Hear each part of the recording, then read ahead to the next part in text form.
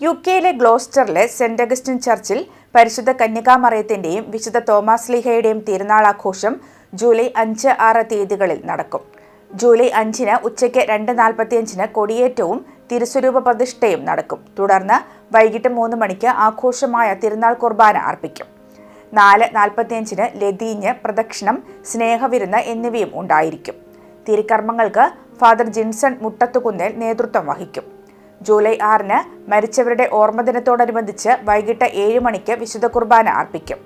തിരുനാളിന് ഒരുക്കമായിട്ടുള്ള നൊവേന ജൂൺ 26 മുതൽ ആരംഭിക്കും.